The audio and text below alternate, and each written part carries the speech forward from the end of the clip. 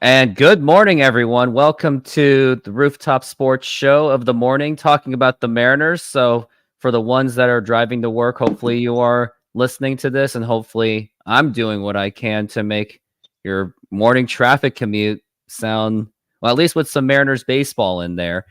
But we are visited by the great Jim Moore, who you may have remembered him from Seattle Sports Radio, or at least at the time it was called 710 ESPN Seattle. Mr. Jim Moore, Mr. Cougar, how are you doing? I'm doing great. I'm with Rooftop Joe. How could I be doing any better than that? Thank you very much. I get stuck with this Puckett guy every once in a while, but I mean, I feel like I'm at the pinnacle with you, Joe. So, Puckett's the lower tier. So it's good to be with you, man. Oh, I appreciate that. That does make my day. And to be remembered specific about Jim Moore, he was with Kevin Calabro in the early 2010s, and I remember he was also with Wyman, Mike, and Moore. That's what the show was called. And now looks like you are not. Now looks like you're just enjoying life. And how has life been since the media days?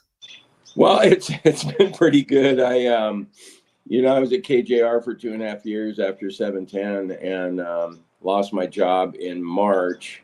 And I'd planned on working through the end of the year, but they cut it short. But you know what? I mean, it's fine. I got severance pay from KJR, and I'm living in Bend, Oregon, and enjoying my time down here. It's been, it's a beautiful place to live. We're trying to figure out if we can afford to live here full time, but in the meantime, we're enjoying the summer weather. Played golf yesterday, get out on the river, take my dogs out for walks, and I'm also working.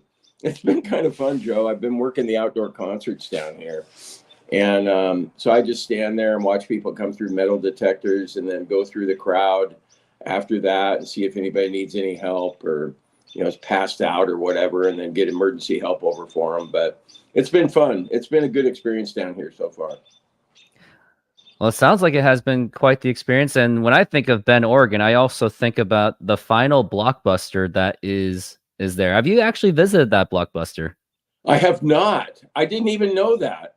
Is it still Yeah, there open? is one. Yeah, I think it is still open. I'll double check and see if it is open, because people still talk about it these days, about the final Blockbuster. It is called like the Blast Blockbuster. I'll check it out. Yeah, I wasn't aware of that. I wonder how they're keeping in business. Yeah, looks like, yep, they still have business hours from 10:30 to like 8 or 9. So if you want to rent movies down there, you can still do that. So yeah, they're still doing that amazingly. Well, I like to hear that. I'll swing by and tell you how it's going there. Yeah, of course. And looks like we got someone commenting. Reflect the Sun, longtime fan here. Thank you for being here this morning. Yep, it is still operating. Well, technically, it's not under the corporate name. I think someone bought the liquidated name at least, and then they just went from there. So that's how it works. But it's good to hear that some kind of Blockbuster is still living around. For anyone that was still around for that, I actually was. I remember renting my stuff there. So, but we're gonna get in. I go way back to because I mean, you start talking about Blockbuster. I mean, I was one of the dummies that had Betamax instead of VHS back in the day. That was probably when you were a toddler, Joe.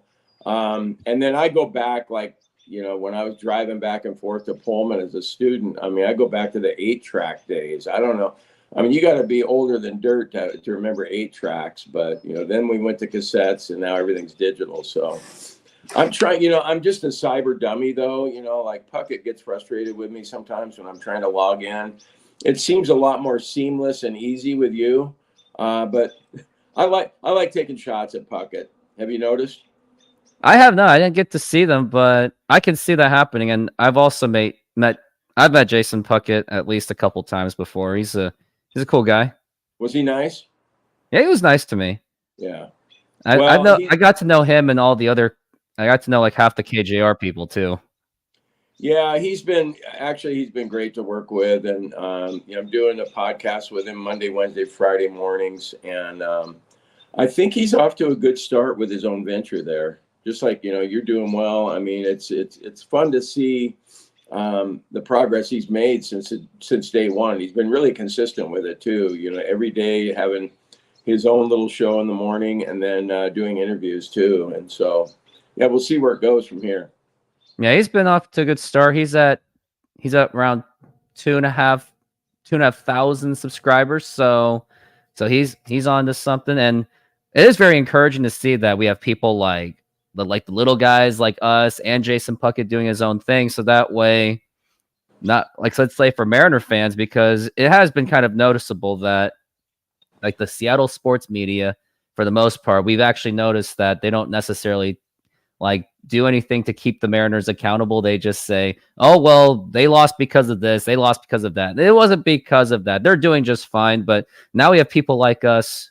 Now people have the options to listen to people that will actually be not afraid to call out the Mariners. And that's what my show does consistently. I do call out the Mariners when something does not go right, including like the last series, for example. I was not happy about that. I don't think anybody was, and I don't think anybody should.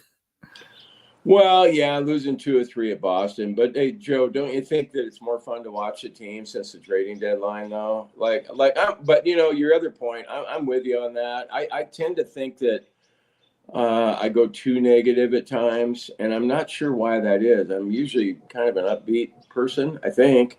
Uh, but you know what I think it stems from is that when I was at Washington State and going to journalism school over there, we were always told that when you cover a team to be objective. And even though, I mean, I know you're writing for hometown fans, but I just always, you know, embrace the objective part of it. And I don't think you don't get that in sports radio. You get it. I mean, even though 710 is the flagship station, you still will hear criticism over there. So I think they do a good job. And then when I was at KJR, most of the hosts would take the Mariners to task if they needed to be taken to task. And so, yeah, it varies. But then, you know, Root Sports, they can't be critical. And so but yeah, I just wish just tell us what we're seeing here. Don't, you know, try and make it sound, don't sugarcoat it. They sugarcoat it way too much, though, some of these people.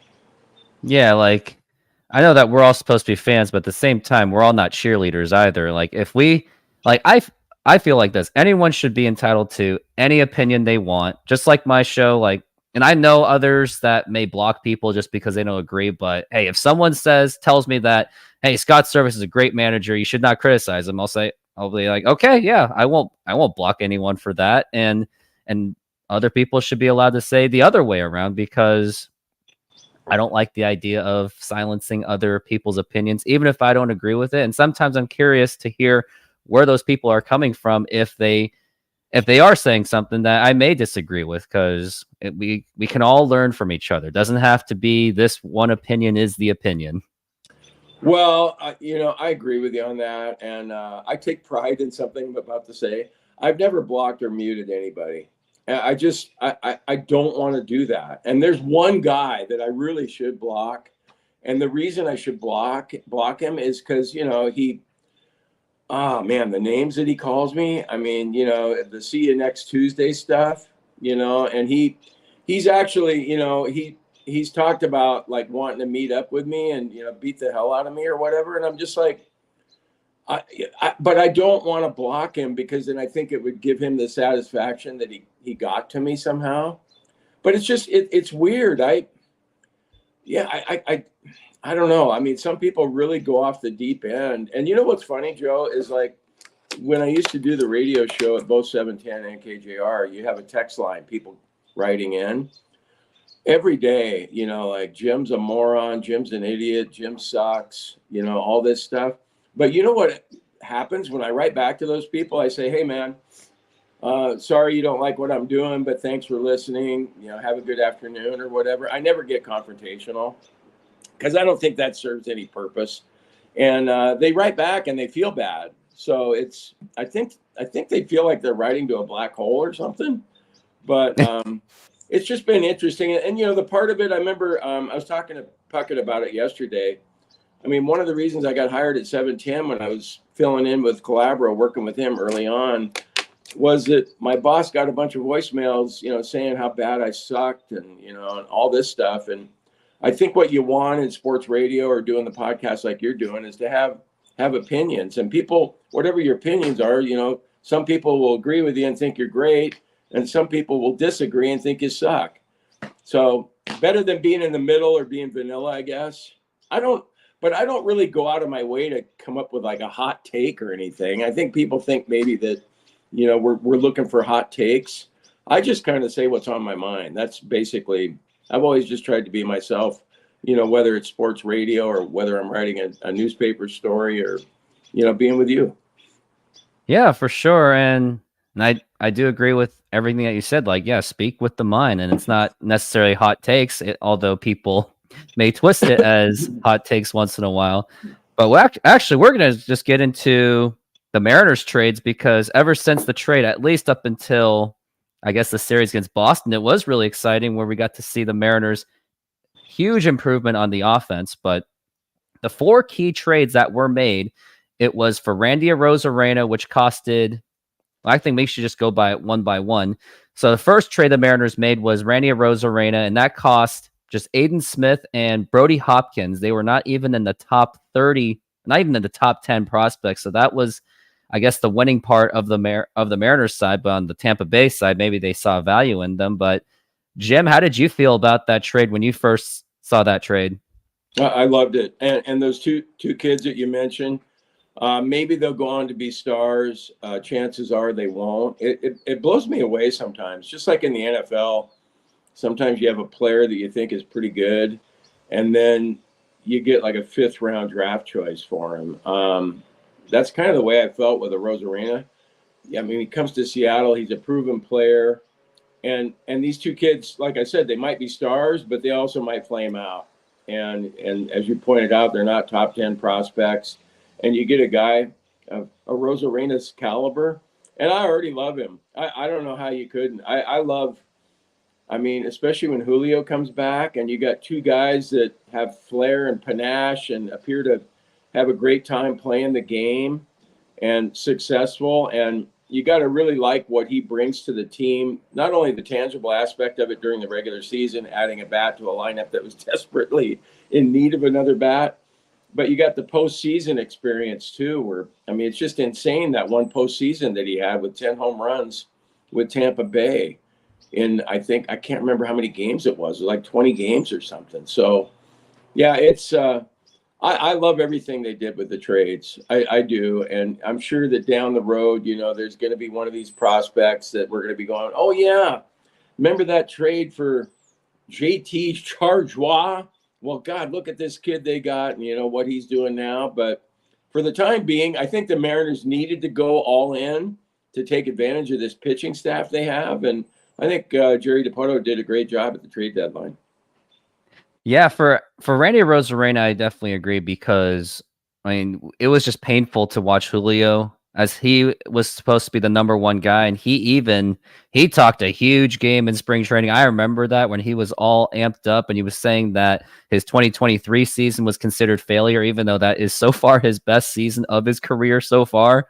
And now he's saying that 2024 is going to be like his MVP year. Maybe he didn't say exactly like that, but just the tone he was giving was like, oh, wow, he's really excited for it. And he hasn't really played exactly up to expectations, and he's dealing with that injury. But once they're back together, I am hoping, and I do expect, that Julio will do a little bit better, because now that he's going to have much better protection at the plate, just like Arozarena will have a little bit protection at the plate, knowing that Julio is going to be there. And he does lift guys like Cal Raleigh and all the other core guys that definitely needed to get some more protection on plate, because as much as Cal Raleigh's been, I mean, he's been up and down, but it's nice to know that Randy Arozarena is going to be around there for at least the offense. So far they are saying that he was one of the top hitters in Major League Baseball for that trade deadline. So it was nice to see the Mariners finally get that, because I don't even remember the last time the Mariners got a bat like this at the trade deadline. And honestly, I don't think they ever did after all my years of following the Mariners, because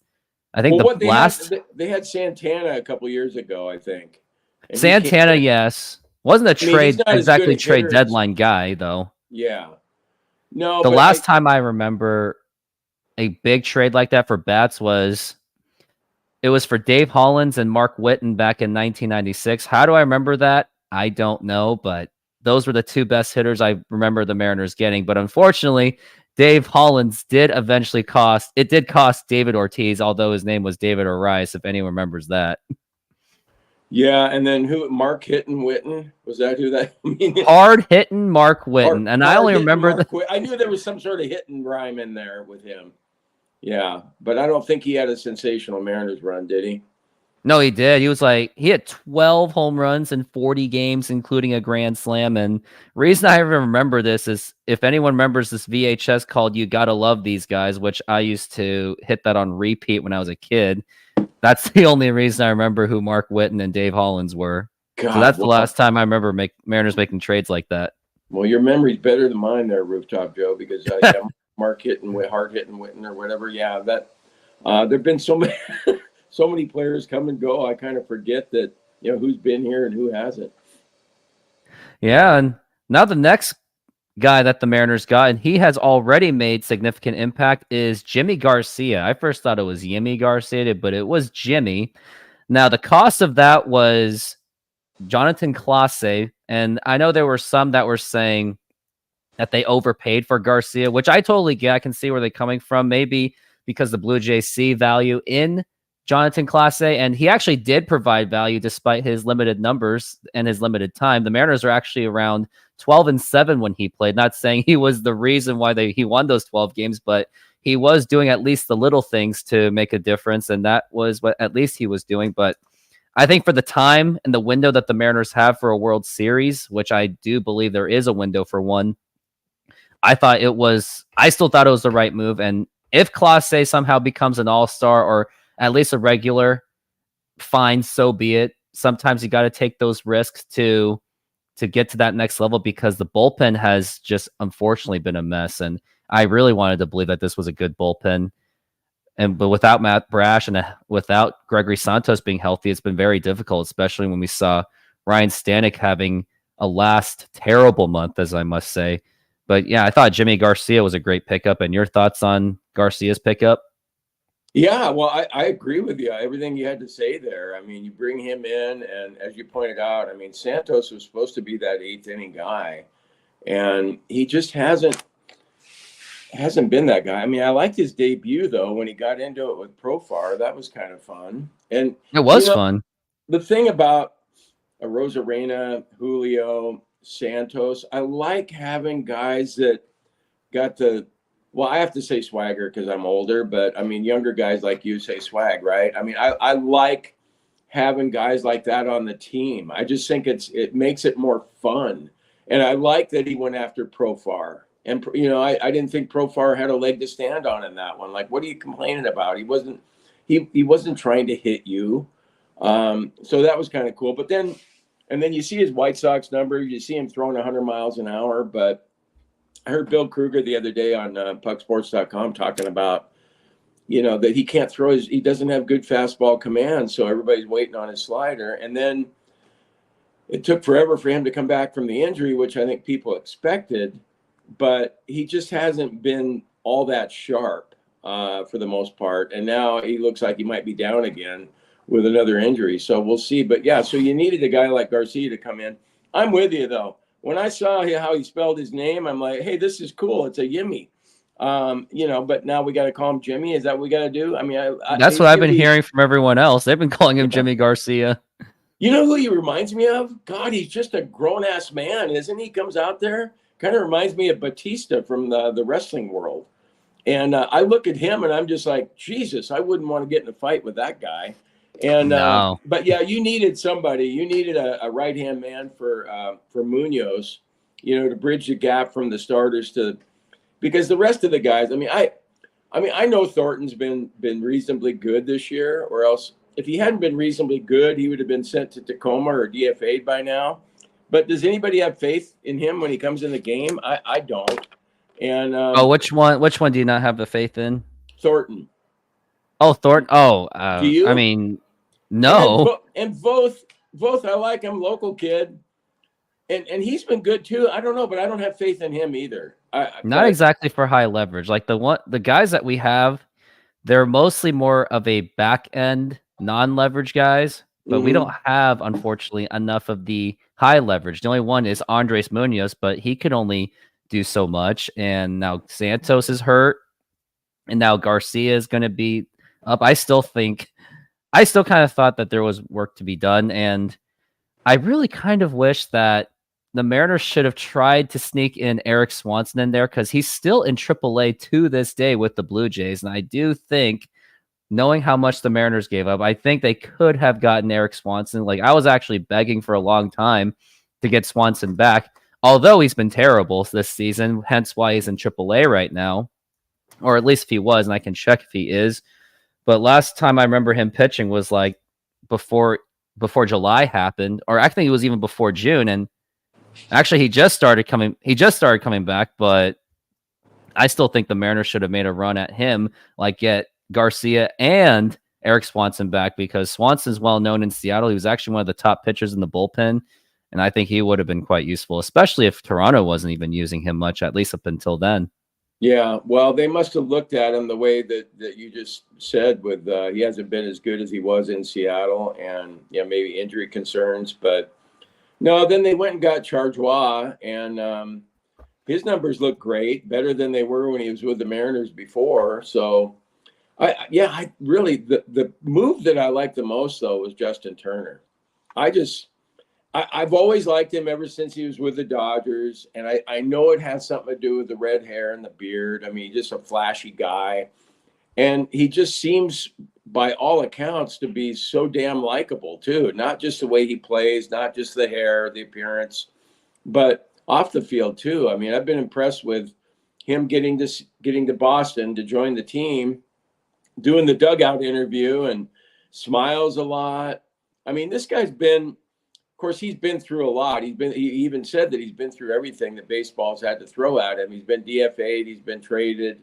He's had postseason success. And then the part that really struck me, though, is that he's just happy-go-lucky. Hey, this is, baseball's a business. It's okay. It's good to be here. Want to help out. He's got a 3-week-old up in Toronto, with his wife. And so there's a lot of upheaval in his personal life. And yet he shows up in Boston. What does he do in his first at bat? It's an RBI. 2-strike hit to right field, and that's exactly what we need. I mean, a bunch of Mariners would have struck out on that pitch. And I know it's easy to say, old school guy talking old school, but you want the ball in play, don't you? We do. And actually, you might hit into a double play, or you might. I don't know. There's bad things that can happen when the ball goes in play. I know that. But you can also get seeing eye singles every once in a while. Like do you remember that Orioles game in Seattle? The Orioles won like 2-1 or 3-2. And I think all their runs scored on ground balls that just happened to find an opening in the infield. The same thing happened with Houston, where when George Kirby was pulled on that Friday, it was at Houston. Astros scored in the most ridiculous ways. Like, they weren't even like extra base hits or like big hits. They were like little bunts and sacrifice, which, by the way, I would love to see the Mariners bunt a lot more, because there are personnel that actually can do the bunting, but for some reason you just don't see it enough. And there are times where it's like, oh, this is the perfect opportunity to bunt, but then they don't bunt. They just strikes out, tries to go for the long ball, which the Mariners offense unfortunately lives and dies by the home runs. Yeah, I think the analytics probably show them that, bunting is not the way to go. That's and I'm not a huge fan of bunt. Well, okay, let me say this. I mean, I understand the strategy, and bunting certainly has a place in baseball, but I also go back to like watching my kids play, and I don't know, did you play, Joe? I played Little League as much as going up to 6th grade, and I play recreational softball.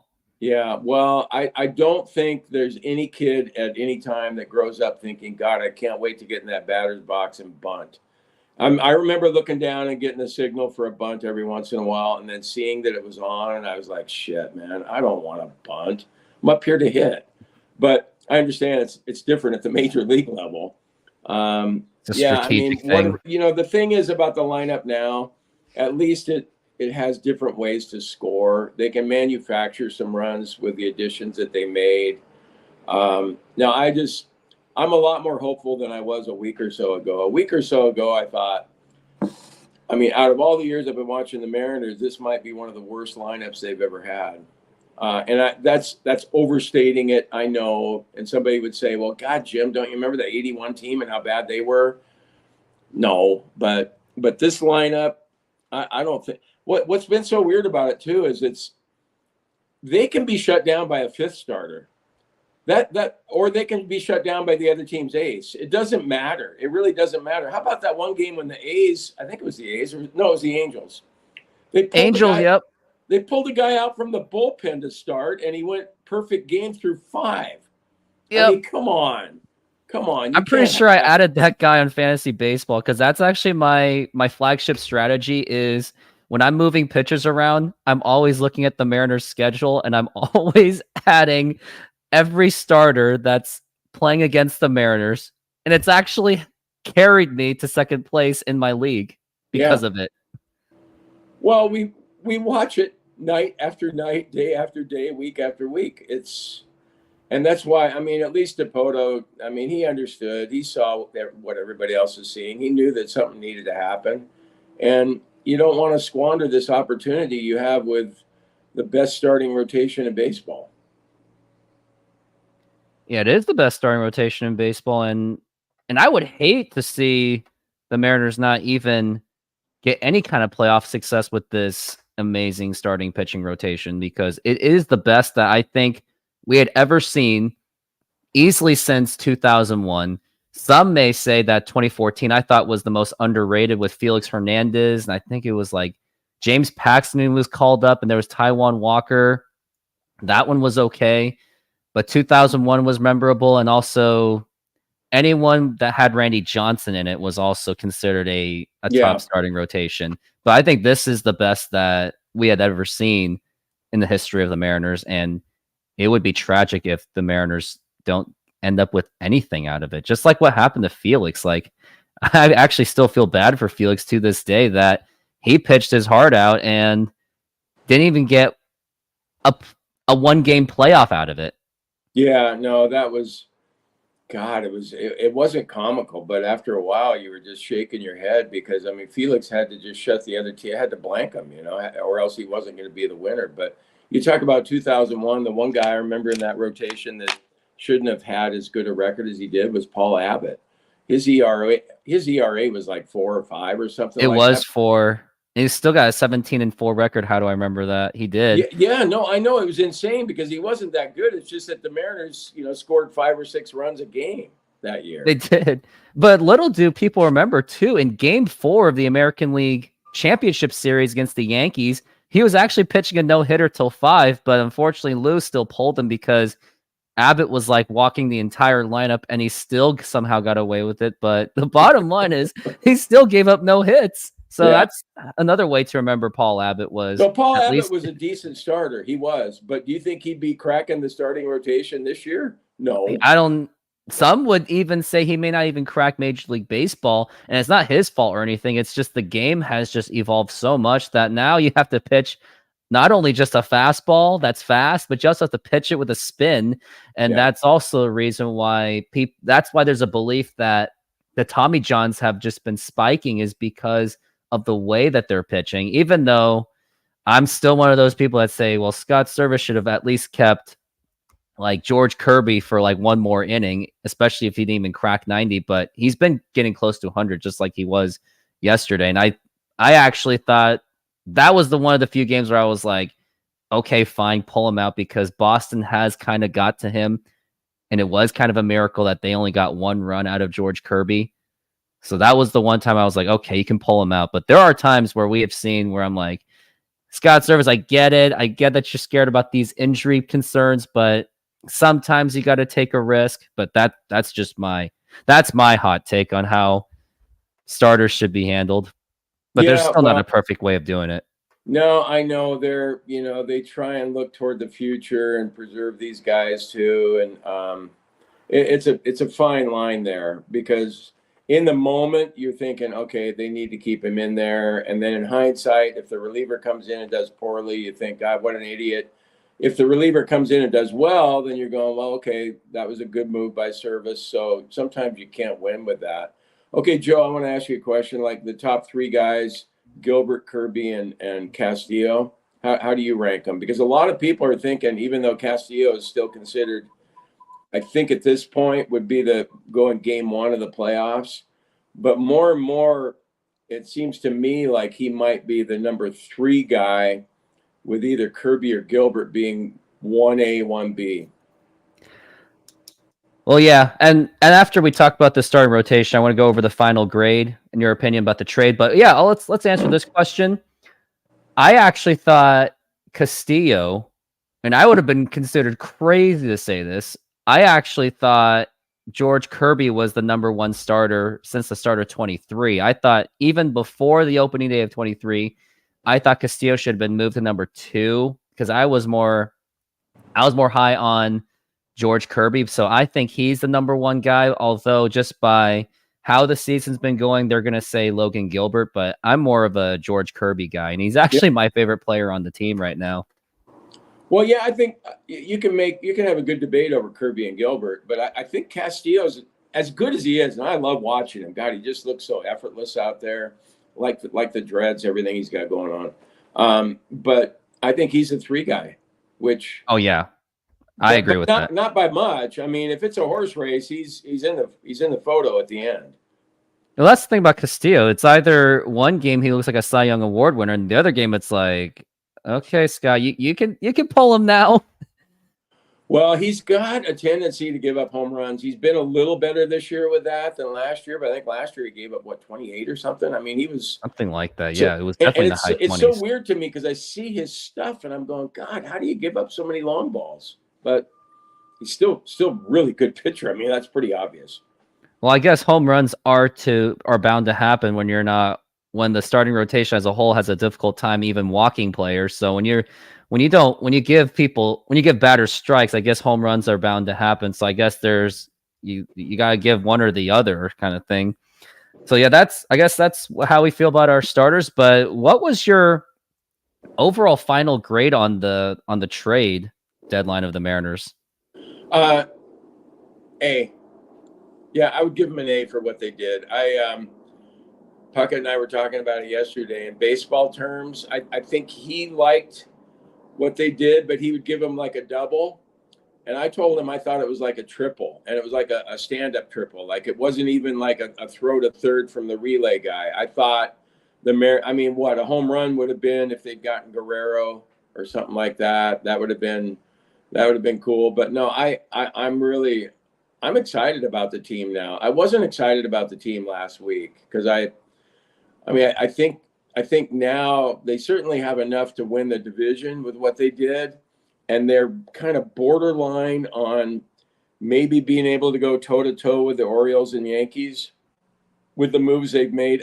We were talking about yesterday, and I think let me ask you this, Joe. If they had 10 series against the Orioles or the Yankees, if they played them 10 times in the ALCS, I would say that the Mariners at this point right now would win 3, maybe 4 of those series.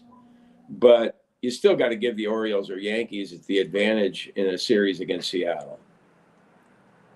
Yeah, I mean, the Yankees did get Jazz Chisholm, and Orioles are consistently right now one of the top teams in baseball. I would still think it's going to be difficult to, even with the team right now. I still think it's going to be tough to get through the playoffs unless parity is a thing, because last year was the most parity of a playoff I had ever seen. And I think that was also one of the one year I was like, if the Mariners were in there, I think they could have been just as good as everyone despite how the season ended. But my final grade for the team, and I know it's a lot of people may say it's harsh, but I'm giving them a B, and it was going to be an A. They were really close to doing it. All they had to do to get an A, or at least an A- out of me, was if they closed the deal on Yandy Diaz, which I really wanted to happen. I thought it was going to happen. The tweets were saying that the Yankees, the Astros, and the Mariners were on a bidding war, and I checked all of the top prospects for the Astros and the Yankees. They were not even close to what the Mariners had. So it should have been, I thought it was going to be a done deal, but then there were sources saying that the Rays were looking for a pitcher, which the Mariners are limited in that unless they could sell the idea that they have good pitchers from the draft, which usually that's rare rare to happen to see someone recently drafted to be used in a trade package. And I really wanted Vlad Guerrero Jr. And I know that would have costed like a haul, but knowing how Jerry DiPoto drafts, and that's if he keeps his job after this season, along with Justin Hollander, they could make up for lost prospects. Like, as much as I love Laz Montez, I love Felnine Celestine, I love Cole Young and Harry Ford, I would have been willing to give up any of them, at least even two of them, if it meant to get any of the top hitters that the Mariners could have gotten, because I think they could have made up for it at least a few years from now. And even then, we're hoping like by the time it's like 2028, we would hope by now that the Mariners would have won a World Series by then, which is why I'm okay giving up some parts of the future if it means to win one now. So we don't have to go to 2028 going, oh, yay, we're looking forward to Laz Montez rather than we have a World Series. So I would have rather taken that risk. And I think it's still clear that the offense still has ways to go, unfortunately. And we kind of did see it from that Boston game, even though we saw good offense from the games before. But I think there are still going to be games where we're going to feel, man, we should have made just that one more trade, just get that one more impact bat. So that way could take pressure off of basically everyone, including Julio Rodriguez, Randy Arozarena, and Cal Raleigh. So because that they didn't, and the reason why it was still kept at a B was only because Houston didn't really get anyone except Yusei Kikuchi, which they gave up quite a bit for. Yeah, no, it's I can see your point with all of that, but and it's interesting too because DiPoto's in the last year of his contract, and so is Service, and you'd think that a GM in his last year might really get after it and go for it because, you know, what do you have to lose? I mean, besides your job, if you don't get the job done this year. So I'm with you on that. I wish they'd gotten, you know, Diaz or Guerrero or, you know, one of the bigger names out there. But I think it's kind of cool, though, that the asking price must have been too high, even for the Mariners, a team that hasn't been to the World Series, that has an impatient fan base, and understandably so, that he didn't really want to mortgage the future by giving Toronto too much. That's the only thing I can think of. I mean, for me, if they'd sent Ford and, you know, Emerson and Hancock and all these guys, if they'd sent them all to Toronto, I'd have been like, okay, well, maybe they're going to be great down the road, 27, 28. Toronto's going to be winning a World Series, and we'll be watching going, God, it could have been the Mariners. But I mean, the time is now, isn't it? With that, we've already talked about the rotation that you have. You can't just let it be like five guys like Felix, you know, and what Felix went through. You got to capitalize on the opportunity that you have in front of you right now. So I still like it, though. I'm still giving him an A. You're a harder grader than me. You remind me of Charles Cole, a journalism professor I had back in the day, Rooftop Joe. You do, because I got a B in his class. And I felt like I got an A because he was a tough grader. So your B is like an A to Charles Cole back in the day. So, yeah. I mean, B's a good grade, though, Joe. Yeah, it is. I mean, because it is the most active trade deadline I had ever seen, because I think the last time I even was around for like a very active trade deadline was the years of 95 to 97. And I didn't even watch the Mariners then because I was were you, like 5 years old? I was like 3 to 5 years old watching Toy Story on repeat. So I didn't even know what baseball was. Like, my father took me to games, but I was like, oh, cool. Like, look at the fireworks. Or I just keep hearing Ken Griffey Jr. or there's a moose stealing my chips. He actually did steal my chips, by the way. Did the moose scare you? No, I actually thought the moose was cool. Oh, okay. Even though some kids are scared of the moose. Oh, like, no, I think the moose is awesome. Okay. But yeah, the last trades I saw, 95 was like Vince Coleman, Andy Bennis. 96 was Mark Whitten, Dave Hollins, and the Jamie Moyer trade. And then 97 was I called it the trade deadline that broke the Boston curse. It was when they traded away Veritek and Derek Lowe for Heathcliff Slocum. And I think those were the last times I ever saw a very aggressive trade deadline. And then some will say 2022, and I still thought the Mariners could have done a little bit more than just getting Luis Castillo. Like, I was hoping for maybe like one more bullpen arm and a bat just to add depth. But I guess they thought the bat was hot enough anyway. So But how cool But was yeah, that they got Castillo, because he was the top pitcher on the market at that point. he was the top, and the Mariners really got lucky on what they gave up because what was it? They give up Fraley or something. No, Fraley was for Suarez, but they gave up Noevi Marte, which was considered a top prospect, and he got an 80-game suspension because of PED. So the Mariners dodged the bullet on that. And the other guy, Edwin Arroyo, he's now just injured, and he hasn't been exactly performing up to the level that he was hyped to be. So that's another reason why to take the risk, because there's no guarantees that like the Cole Youngs, Montez, there's no guarantees that they're going to be superstars. So that's why I would have been willing to take the risk. But hey, if we got Guerrero and those two guys turned out to be all-stars, but if the Mariners won a World Series out of it, then it would have been like, okay, fine, it's worth it. We got a World Series because if the Mariners don't win anything, I think 10 years from now, we're going to have kids of like the next generation and generations that won't even be called alpha. They're going to say, wait, how did the Mariners not win a World Series with Julio, Cal, George Kirby, Luis Castillo, and Logan Gilbert? They're going to be asking those questions as much as I'm asking, like, how did the Mariners not win with Griffey, Edgar Martinez, and A-Rod and Randy Johnson? Like, people still question that to this day, and I know exactly why, by the way, but I don't want to go too much in detail, but I'd rather hope that Mariners win a World Series with this core rather than saying, oh, we had a great core, but didn't get the World Series, but at least they put up Hall of Fame type numbers. No, I want the World Series. Well, yeah, I think everybody does. I mean, Joe, I was, let's see, what was I, 19 or 20 when they started in 1977. And it's kind of like me being a Cougar fan. There for the longest time, we were just like, God, in my lifetime, I just want to see the Cougs make it to the Rose Bowl. And they made it to the Rose Bowl in 98 and then again in 03, I think it was. So I could check that off the list of things I was hoping would happen in my lifetime. But I think every Mariner fan now, you're kind of going, yeah, I want to see him. I mean, I'm just at a point where I want to see him in the World Series. And, hopefully they win it, of course. But just to make it, because you're the only team. You're the only team that hasn't been there. It's insane to think that they've been around for what is that, like 47 years? And 47 years, yeah. Haven't slopped out one World Series appearance. It's just crazy. And the thing that always blows me away with the Mariner ownership, you think that they'd be like, I don't know what it's like to be rich. I mean, I've just been a sports writer and a sports talk show guy my whole career. Never gotten paid all that much. But I just can't imagine like money being that important to someone. Like, you already have enough money. If you're John Stanton, you don't have to worry about anything the rest of your life or your kids' lives, your grandkids' lives. So I think it'd be cool if I'm him thinking, hey, man, I have enough money. I'm going to give Jerry whatever he needs to spend. I want to be known as the first owner that brought the Mariners a World Series. I'll go down in history. That would be cool to me.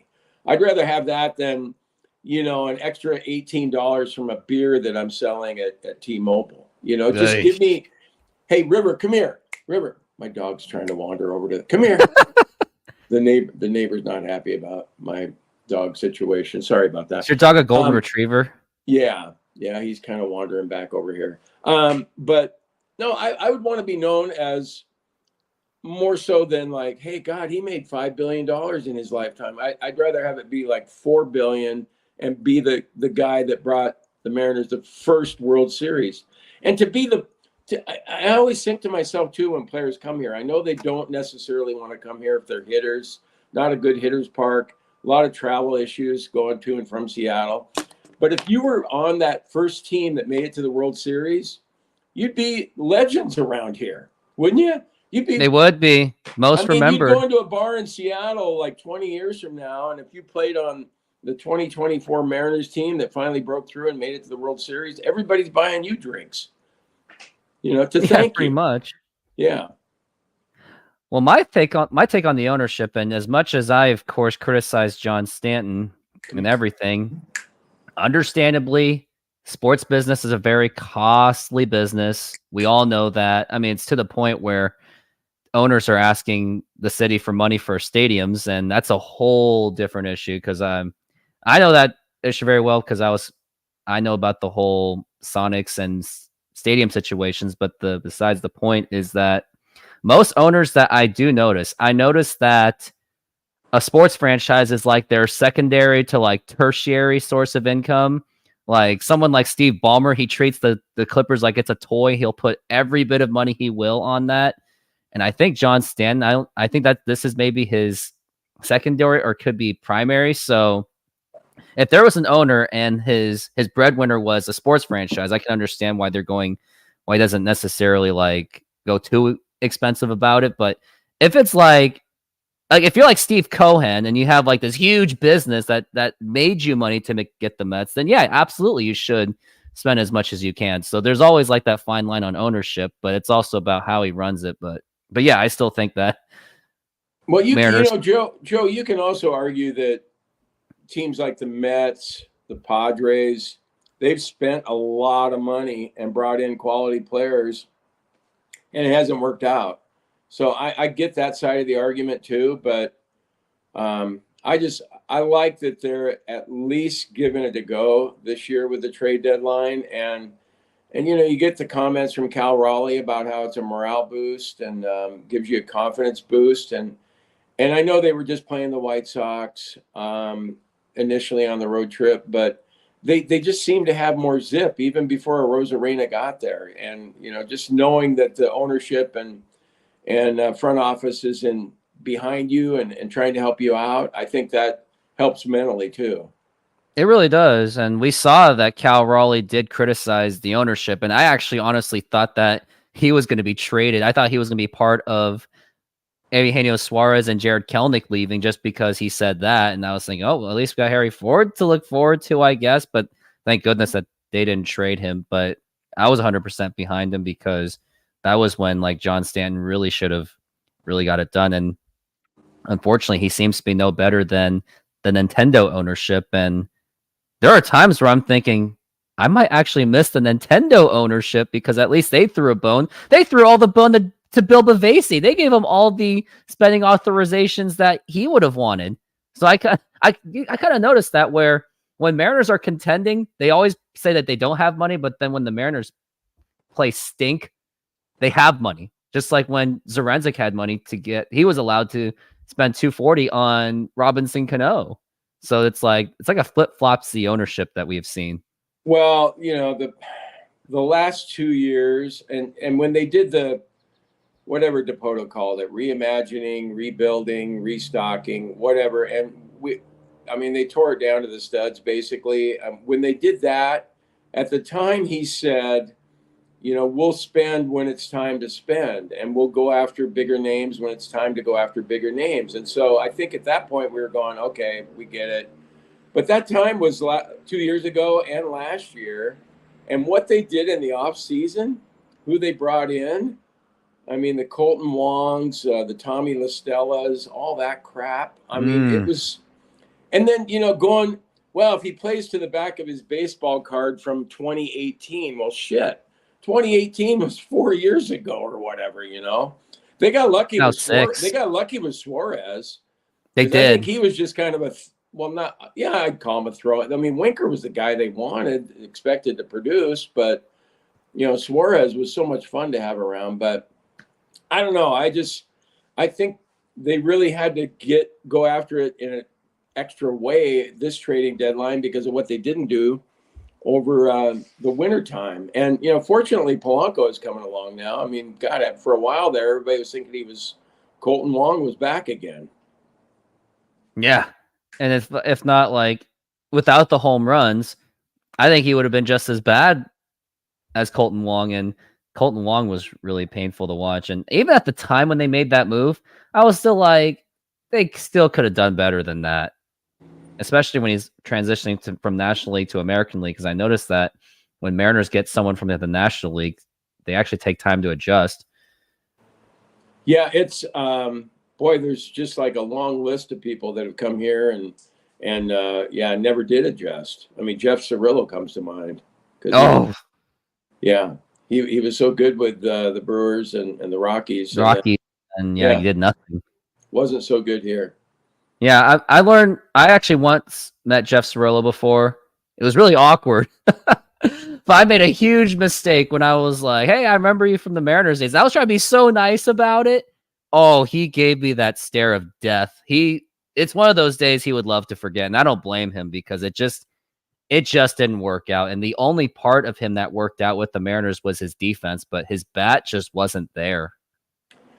No, it wasn't. And I really came to like Jeff, though. I got to know him. I was writing a column for the Post Intelligencer back then. And we somehow, it's a long story, but we ended up making a bet on what he was going to hit. It was the season after. I mean, he had that first year that was not good, and it just wasn't him. And I think we bet on him hitting 230 or better. And it was $10,000. And I of course, I didn't bet that my own money because I don't have that kind of money. He did. And he just wanted me to come over and wash his car and mow his yard and clean his yard up if he hit better than 230. Well, he ended up hitting like, God, I can't remember. It was like 205. It was pretty bad the second year. Yeah, I won pretty easily.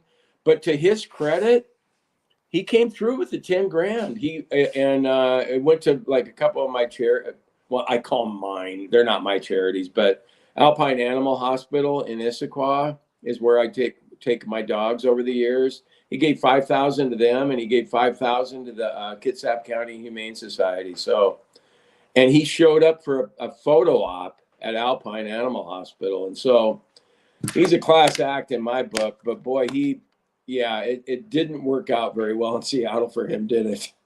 No, and I remember that I read about it, and they traded for Jeff Cirillo because the Mariners thought they weren't going to be able to re-sign Brett Boone after his out of character 2001 season, but they end up getting Boone and Jeff Cirillo all in one team. So they were thinking, man, World Series, let's go. And now we're looking back, it's like, man, maybe the Mariners should have just re-signed David Bell, who now manages for the Cincinnati Reds. Yeah, David Bell was good. I like David Bell, and the way they got him was impressive because they traded away Joey Cora to get him, and then Joey Cora retires after 98, and then David Bell at least became a starter for at least a few years. Yeah, no, I never had a problem with David Bell at third base. He's a good player. Well, I think we went through as much as we could about the trades, and now we're going to go into the Mariners and Red Sox. And I guess the most notable thing that is going on right now is, I guess, Mitch Garver. He admitted to Daniel Kramer, and it was reported by several others, including Shannon Dreyer and Ryan Divish, that looks like Mitch Garver got some, I guess, death threats. And then criticism is like the most lightly way to say it, but Mitch Garver with his terrible performance against Boston, but now, and here's what it was in quote. Mitch Garver said, "This is by far the worst I've ever played in my career. It's tough on myself, tough on my family. The death threats and the retire and the you suck and the kill yourself and all that stuff. It's getting old, but the only way it changes is to play better." And I will say this, and Reflect the Sun's kind of the reason why I wanted to talk about it, and shout out to you there. I'm going to say this, that death threats is childish, especially in a sporting world, because at the end of the day, we're just watching some baseball. Yes, we want to see the Mariners win. I do too, but death threats is like very out of character. It's childish. It's petty, and it's a sign of insecurity. So I'm here to just say immediately that is not okay, but personally, I was the part when he said the whole "you suck," and I was like, well, it's kind of true. And personally, for Mitch Garver, this is for you. Don't let the haters bring you down. Use it to lift yourself back up. And hey, if you do hit well, or at least play up to average, or at least some capacity of what you did in Texas, fans will forgive you, and including some fans will apologize for even saying death threats. But I think it's also possible that maybe those death threats people were also very sports gambling heavy people. So maybe they put too much money on the Mariners and they probably lost everything. So that's probably why they said all the terrible things. But regardless, nobody should give anyone death threats. No, that was Boy, that interview yesterday and reading those quotes, it's yeah, you take it a little far. Like, I mean, earlier on when we were talking, Joe, you were saying everybody's entitled to their opinion, but I mean, that's not those kind of people. I mean, you're not entitled to that. That I can't imagine, getting a death threat like that and over the fact that you're not hitting a baseball the way that you hit in the past. And I feel bad for him. I like what somebody on Twitter suggested. I think it's a great idea that I think the Phillies are going to have a left-hander starting in one of the 3 games this weekend. I forget which one, but so chances are that Garver's going to get another opportunity against a lefty. And I think people should give him a standing ovation when he comes to the plate. Just, hey, Mitch, we heard about what you had to say in Boston, and we know that you didn't come through 5 times when you had the opportunity with guys in scoring position, but we're still behind you. We're still rooting for you. And I mean, the human element needs to come out a little bit. Yeah, I mean, you're right. He hasn't performed as a baseball player, so technically he has sucked. But just, the lift that you could give him at T-Mobile if he comes to the plate, and if you're not standing, at least like really loud cheers, whatever, to know that you got his back. And I think it can only help. It certainly couldn't hurt. I mean, I'm on the fence, like, because usually I'm usually a proponent of even booing my own team. Well, yeah, that's okay. I'm okay with that, but the only part I agreed with Mitch Garver was the whole "you suck," and not the "you suck," but the whole death threats. I was not okay with that. I was not okay with the whole kill yourself thing, but I think he should have just left out the whole "you suck," because unfortunately it's true. And I did see the highlights of yesterday, and some of those swings were like half butt, half ass swings that I saw. So I guess I can see why. I mean, he's been getting a lot of those comments, but I mean, again, death threats are not okay, but I do think that he still has to play better. And at this point, I'm just hoping that he's using this as motivation to like shut the haters up. And if he could, the haters will go away. So it's all about what he can do with the bat, and at least what he can do as a catcher behind Cal Raleigh, because also Justin Turner and Randy Arozarena does at least put a lot less pressure on Mitch Garver, because at the beginning of the season, Mitch Garver was expected to be one of the better hitters on the offense, but unfortunately that did not happen. So we don't know what's going to. I remember looking at his stats in his career, and when he was a DH, he didn't perform as well with the bat as he did when he caught. But I understood what the Mariners were doing. They were he's got injury concerns too, so they were trying to limit that factor by not having him catch. But now, yeah, I don't know. It's a tough one. I mean, you're paying him the rest of $12 million this year, and you're paying him another $12 million next year, so you're stuck with him, and you got to just ride it out. And I worry about Raleigh getting, fried by the end of the year with all the catching he's doing. But you need Garver out there, or maybe you need a third catcher. You need something. You need to, just like with the pitchers. I mean, you hope that Raleigh will remain fresh, or somewhat fresh, at least in September. Such a long season when you're a catcher, and I don't know how he does it. I mean, he's like catching the pitching staff, working with them, and then he's got to work on his left-handed swing and his right-handed swing. And it's sure been nice to see him have the power from the right-handed side this year that he really been lacking in the past. Well, all we can say is for Mitch Garver, hopefully it works out. Hopefully this is the turning point. I really hope he doesn't let it bring him down, because at the end of the day, they're just a bunch of losers just killing their keyboards. And hey, maybe some of those people broke their keyboards for saying the death threat. So who knows? But all I can say, Mitch Garver, don't let it get to you. Do what you got to do against Philadelphia. I hope he figures it out. I mean, I don't know if he will. Are you going this weekend? I don't really go to games that much. I go to more minor league baseball games. I actually, and when the Mariners are playing at home, sometimes I actually do my own play-by-play on this show too. Oh, do you? Yeah, I actually like literally do the play-by-play. Like, here's the pitch, it's a ball, or it's a home run. Like, I actually do that. Oh, that's cool. Yeah, it's a lot of Check that fun. out, Yeah. Joe.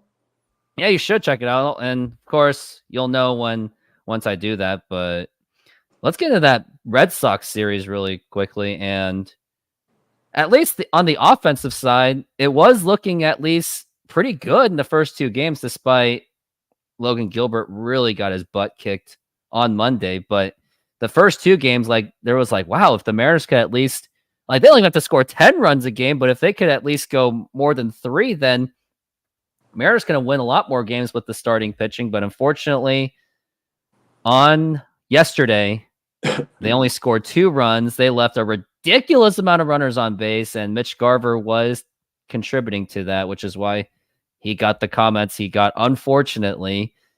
And there were several opportunities, but the part that really stuck me out the most, and this one wasn't even the hitting, was that Scott Service allowed, what was his name? Jonathan Diaz, to pitch to Rafael Devers, knowing that he's one of the best hitters in baseball.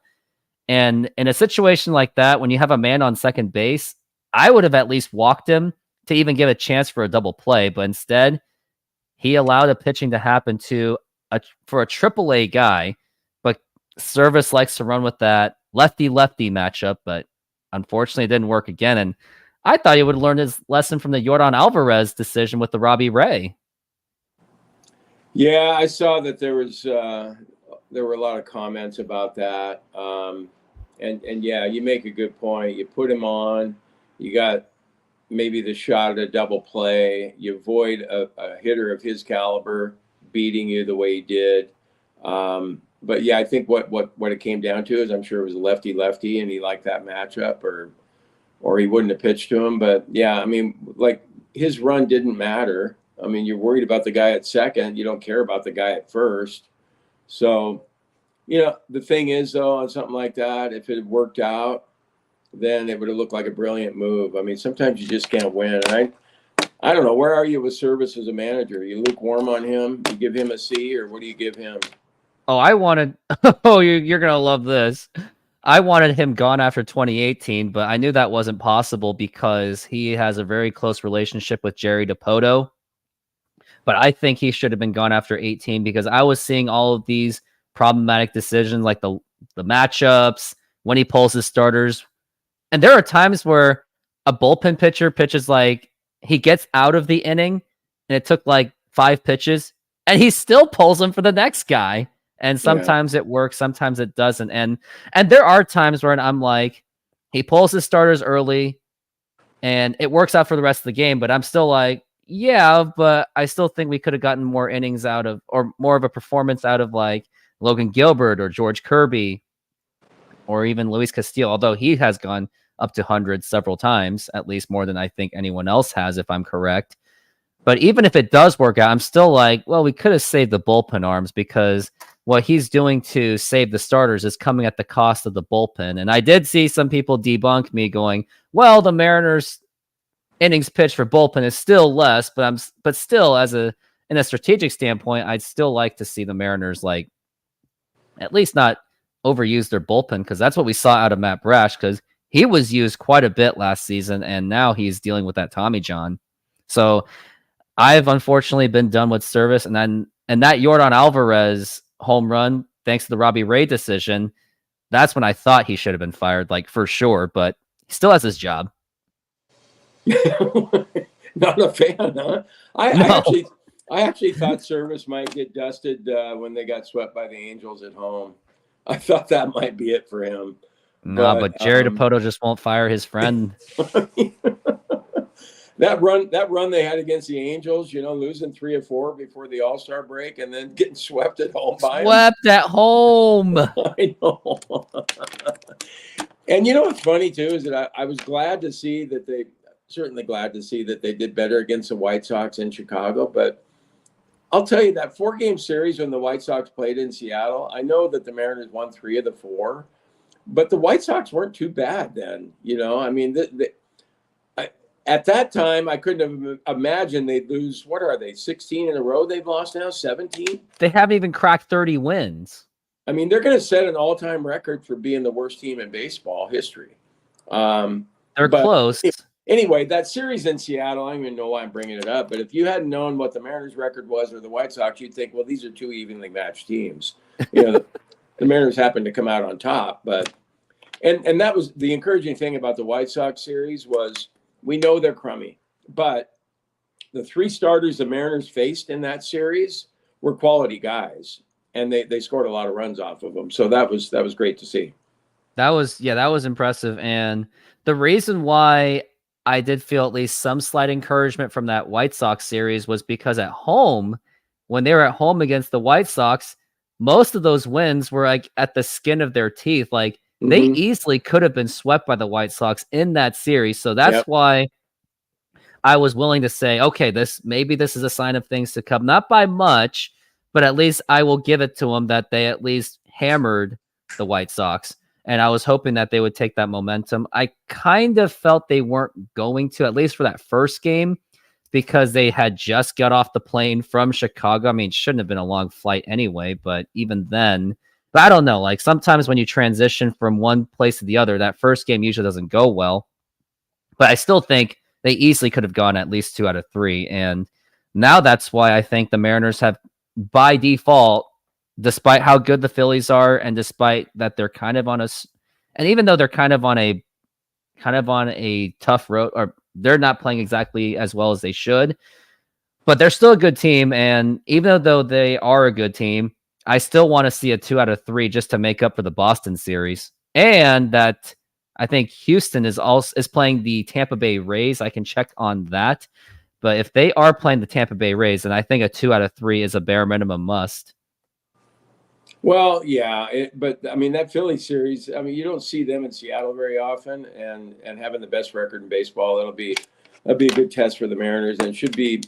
I mean, what they should have will they have sellout crowds? I don't know. It'll probably be over 100,000 anyway for the 3 games. So it'll be a fun weekend. Weather will be good, and yeah, you're right. I mean, the Phillies, as good as they are, they haven't been that great lately. I think I read something about that they've lost 6 out of the last 8 series.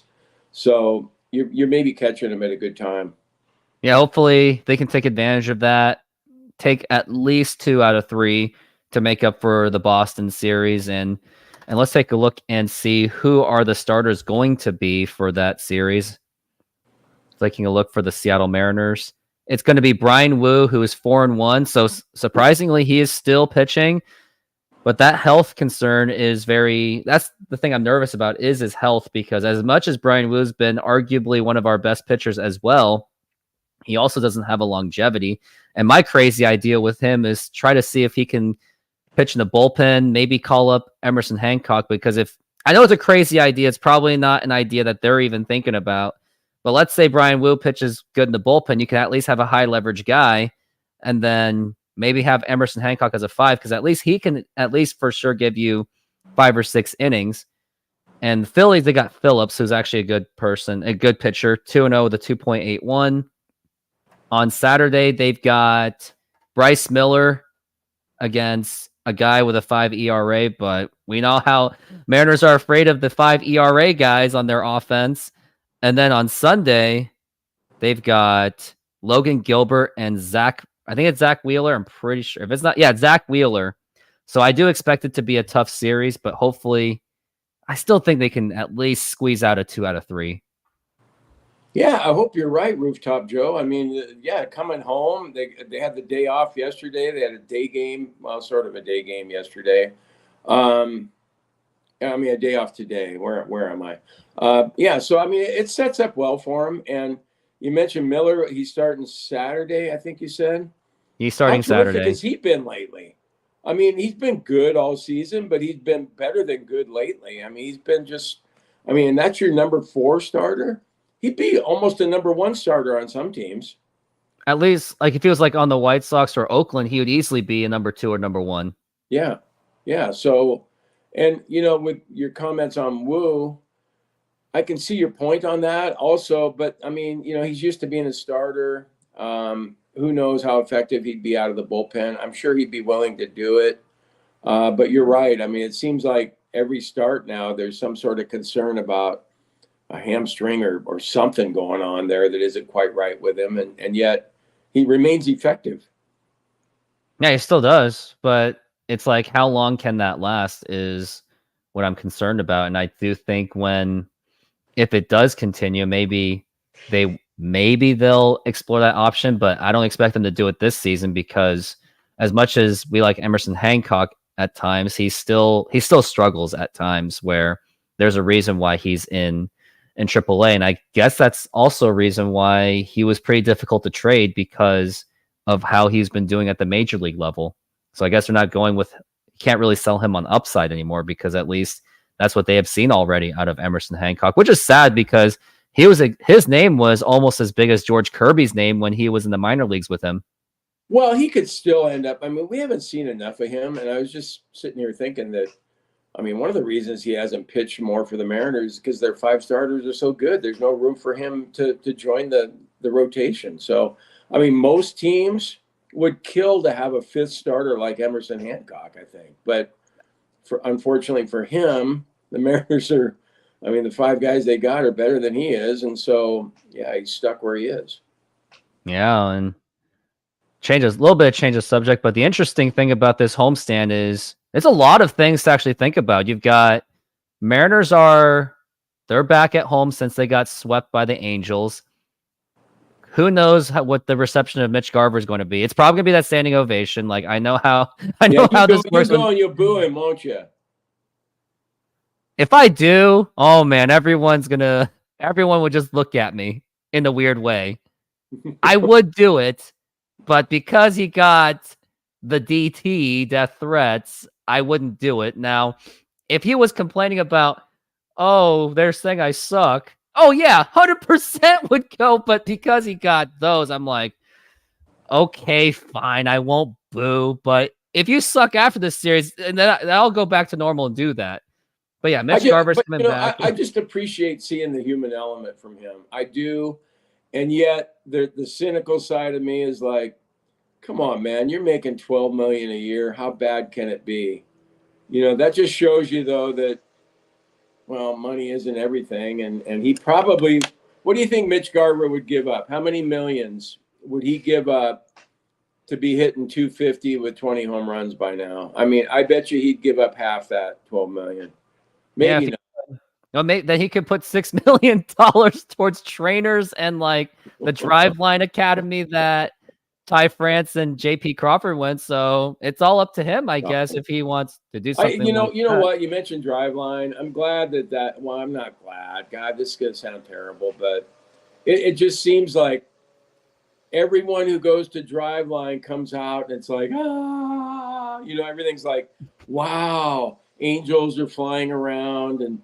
God, everyone should go to Driveline because that's going to solve your problems if you go to Driveline. Well, I mean, it was the big story about Ty France. Didn't work out. And JP had a good year last year, but like, does anybody miss JP Crawford right now? Honestly, I don't. I mean, I want him back. I understand he's an important part of the team, but he's really not that good. I mean, he's just not. He's okay. He's a good, decent player and all that. And I know we love him. Streaky. I know we love him. And I know we love Dylan Moore. For some reason, we all love Dylan Moore. God, does anybody hate Dylan Moore? No, he's tough to hate. But the thing is, the only problem with Dylan Moore, he just cannot be used as an everyday guy, which Scott Service has tried to do. And that part doesn't work. But when he plays as a part-time, he'll be good as like anybody else if you put him as a part-time guy. But now that he's playing kind of full-time, that's why it doesn't really work with him.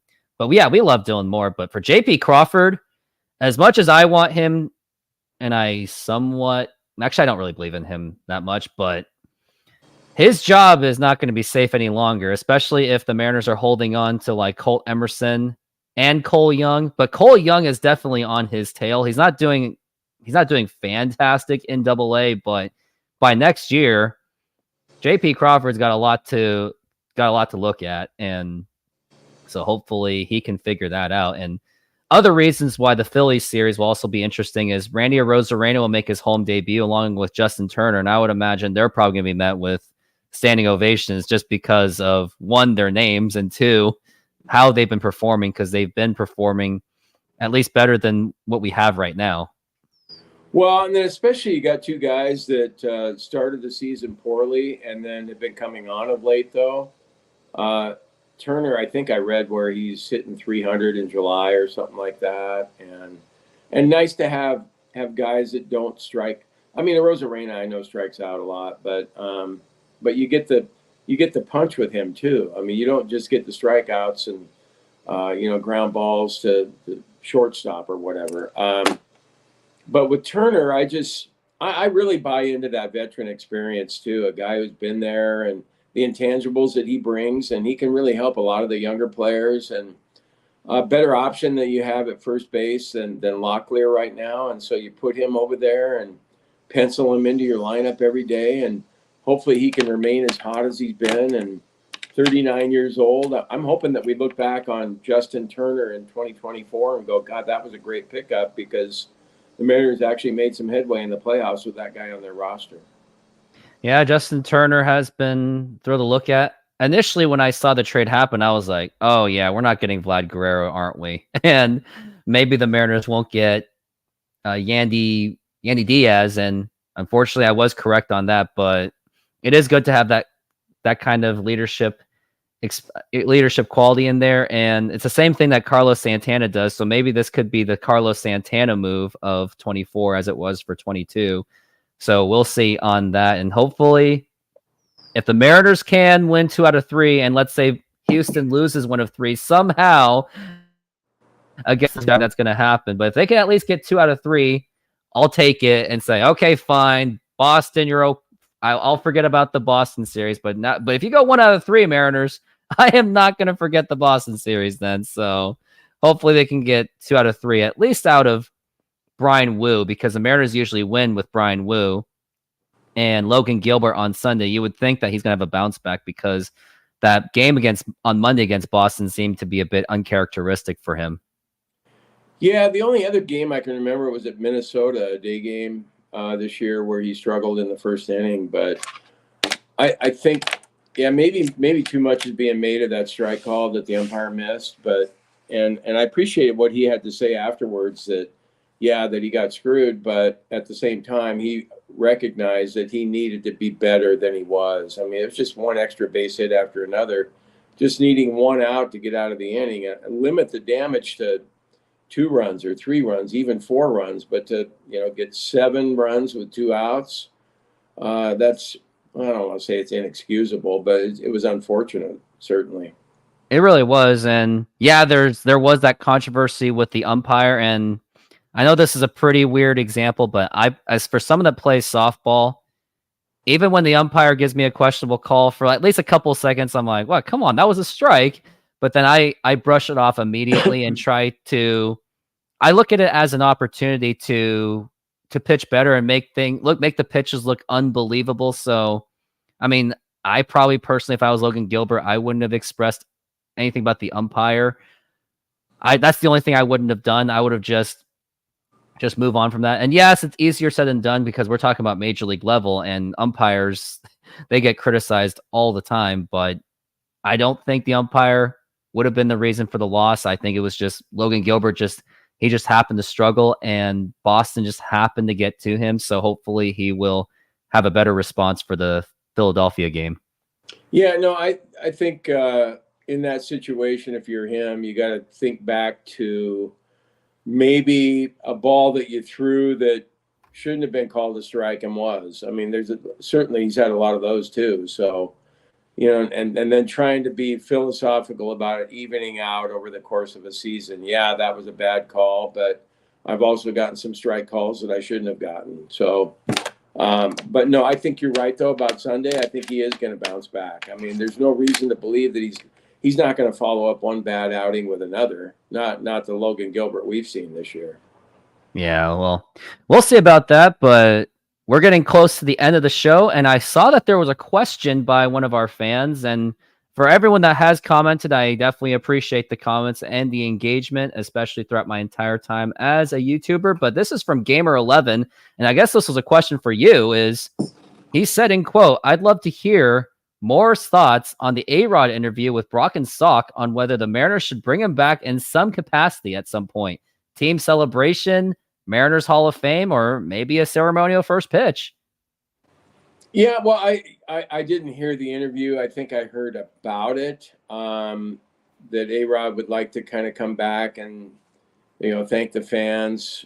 I think it was along those lines. And it's kind of interesting because people just still hate him here in Seattle. And at the time when he took that offer from the Rangers, yeah, you feel like you're a scorned lover or whatever. But I think all of us would have taken the offer that he got. And I think he mentioned that in the interview. So yeah, I'd like to see A-Rod come back. I mean, I think want to, and enough time has passed. I think he's good as an announcer. And he cheat the game? Yeah, he admitted it though, and so did everyone else, unfortunately. And there are people that still do, and there are some, and many have actually, and there are some that have taken steroids, and they didn't even make it to the major leagues. Come here. No, you're right. You're right. It's just so much time has passed. It's been what, I don't know, 20 some years now, and it's time to give him a pass. That's kind of how I feel about it. But I understand if people are still upset about it. And I still remember when the Rangers came to town, how funny that was when the guy had the fishing rod holding money out, in the on deck circle. Through the Monopoly money. And I remember I saw his press conference interview after that whole thing. He actually commended this for you guys. He actually commended Mariner fans for even doing that. Because he even said that, well, if I was a fan and my favorite player left, I would have done it too. And he still speaks highly of Seattle, which he did throughout the entire interview. Some good points he made was he did say that he was living with a single mother. I think he was just barely washing cars for kind of a living. He was rolling up socks into a baseball. I read that in a separate book about A-Rod. But when finally $250 million is thrown at you, it's like, there's no question. I mean, he would have been a fool to not take that money. I mean, anyone would have been a fool to not take that money after the childhood he went through and of the grinding years of Seattle when I guess he was being, quote, underpaid for what he was doing, which the numbers would speak for itself. And I saw another separate interview, like when he was retiring, he actually did kind of say he regretted leaving Seattle because not only did he leave Seattle, he left his mentors of Lou Piniella and Edgar Martinez, which they were arguably some of the reasons why he became Alex Rodriguez in the first place. So he actually wished 5 more years in Seattle, which he actually said in quote. And he made also good points that Lou Piniella was such a good manager and that he made great points about the current offense that they should figure out a way to survive on 2-strike situations and should not be okay with strikeouts because that's the vibe he gets from Seattle is they seem to be okay with strikeouts. But man, throughout all those years, I saw a lot worse than the whole Monopoly money. I saw a clip when Felix beamed A-Rod. There was this fan screaming, hit him again like 10 times. And this other guy was screaming, break your elbow. You could hear it. It was like, that's just low. Like, I know people hate the guy, but like, just like with Mitch Garver, we don't wish injuries or death on anyone, but that's how far it's gotten with A-Rod. And I'd like to say I was actually one of the first fans in the history of, Mariners baseball that wanted to forgive him. Like, of course, when I was a 9-year-old kid, I was petty. I was upset. I even did a school report for elementary school, we were supposed to do like some current event news thing that everyone was assigned to do. And I did one. And I remember when I was rehearsing with my parents, I started crying because I was talking about A-Rod leaving because he was my favorite player growing up. But then as years went by, I started learning more about business and politics of sports in general. I was like, okay, A-Rod, I get it. And in some capacity, it was kind of on the Mariners ownership for dropping the ball on that one. And also it didn't help that Scott Boras was his agent. And we all know what Scott Boras is. And unfortunately, he's also one of his clients is Cal Raleigh. And I think George Kirby too. Oh, well, yeah, it's always when you have Boras as your as your agent, you know that the negotiation is going to be difficult. But yeah, I mean, I'm certainly hopeful that Raleigh will be hanging around. The other thing about A-Rod is, I can understand the steroid thing if you're like a 4A type player where you feel like God, I'm not quite good enough. Maybe this will help me, but guys like Barry Bonds and A-Rod that were good players already. I just don't. I don't really understand why you needed to do what they did, but whatever. But as far as Seattle and A-Rod, I'd like to see him come back. I don't know about throwing out a first pitch, but that would be interesting to see that, though, because I think there'd be probably still more boos than cheers, though, when A-Rod goes out to the mound to do that if it happens. I mean, if there's a game where A-Rod comes back, I'll go out of my way to cheer for Alex Rodriguez, because as much as it was disappointing he left, but he still was a huge part of 90s Mariners baseball. And my other theory on this is I don't think Mariner fans hate A-Rod. They're just mad at what he did. And I think they do love him, just in a very weird, expressive way. Because if they didn't like A-Rod that much, he wouldn't have gotten that kind of attention. So, I mean, because we lost a player, Alex Rodriguez, of that caliber, of course people are going to be upset. But yet Mariner fans still care to even give him attention. So that's how I see it, is that he's still getting as much attention as like Griffey is, just in a very different way. Well, okay, Joe, I'll be honest. I like him because he was nice to me once. That's all it takes. And I understand all the other stuff and why there's reasons to not like him. But I was sent when I was at the newspaper. I was sent down to Florida for spring training one year, and went from one city to another, one training camp to another, and then I interviewed him. I think it was in Tampa. And he had to cut short the interview, and he told me to come back later, because he had some responsibilities. And he just seemed like a cool guy, and I appreciated that he had time for a reporter from Seattle, when he was playing in New York. So I'm selfishly speaking, just because he was nice to me, I'm going to give him the benefit of the doubt. Yeah. I mean, I am too, because of how everything happened. I mean, most fans only understand the side of the story that he left, but most don't really understand the side of the story of how it all happened. Like, in Lou Pinella's side, he saw that Scott Boras was like a very cutthroat guy. There was another actual interesting report that A-Rod said that he said it was difficult leaving Seattle, but it was not difficult leaving away what the Mariners offered him, which was possibly a 5-year, $95 million contract with a team option after 2002. And when you compare that to the Texas offer, anyone's going to take the Texas offer. I mean, there's many conflicting reports. There's even another one from ESPN, Peter Gammons, that Howard Lincoln and Chuck Armstrong were vacationing in Hawaii. But at this point, it's like he said this, they said this. So at this point, I think we should all Mariner fans should just forgive the guy and just move on and appreciate everything he did from 94 all the way to 2000. And that 2000 season, by the way, he should get a lot more credit and should have won the MVP, because that was the only season where he performed with an above 10 wins above replacement. Everything else, he didn't really come that close. Well, yeah, and you're right, Joe. I mean, enough time has passed now. Let bygones be bygones, and just move on. Yeah, just move on. Like, even Raptor fans, as much as they took a long time to move on from Vince Carter leaving, they finally gave him the standing ovation that he deserved. So if Toronto fans can do it, Seattle fans can do it. And plus, we've already welcomed back A-Rod, Randy Johnson, and at least Griffey, in my opinion. This is a hot take, too. I think the way he left Seattle was also kind of questionable. Like, Mariners offered him a really good amount. It was actually going to be the most in baseball history at the time, and he still didn't take it.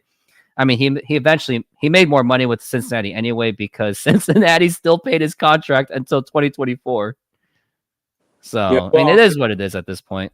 No, I mean, yeah, you're right, though. Griffey forcing his way out, wanting to go to Cincinnati. And then when he came back, I mean, that was so Bush League what he did, leaving just before the game or whatever that one night. And then we don't. Yeah, in 2010. We don't hear from him until he's like in Montana or something driving. Yeah, and then Jay Buhner texts him going, "Dude, where are you?" And chances are Griffey probably didn't. I think he probably ghosted basically everyone in Seattle until he's like, "Okay, I retired." I heard the only person he was talking to throughout that road trip was his father. That was it. That was lame what he did, but you know that we don't even talk about that. When Junior comes back, it's just good to see him, you know. But And yeah, then he just that was a strange left. one for sure. And then sleeping in the clubhouse was another one. Yeah, yeah, I know. But God, he was. You know, I grew up watching Willie Mays, and I thought he was the best player of all time until I saw Ken Griffey Jr. And I think Junior might have been better than Willie Mays, but Oh by yeah. this much. Oh, this guy says I will never allow a former Yankee back to Seattle. But we allowed Tino Martinez to do a first pitch the other day, and Randy Johnson was a former Yankee, so there's that. Yeah, but I get the sentiment though. You know, it's like if you're gonna hate one team, it's the Yankees. I mean, like I never want the Yankees to win. I mean, no one ever does, and that name will carry on forever. But well, that's gonna do it for our show. And Jim, Mr. Jim Moore, thank you very much for being on the show. We had a lot to say about the trade deadline, Mitch Garver, Alex Rodriguez, and the Boston Red Sox, and your journalism career. And hopefully we'll do more shows in the future, which I'm pretty sure we will. And everyone that was watching this, thank you very much. And make sure to hit the subscribe button, hit that notification, hit that like button, whatever you can to help support this channel. And once again, Jim, thank you very much for being on this show. Hey, I appreciate the time, Joe. It was fun. I enjoyed it. Thank you. And everyone else, have a good day and go Mariners.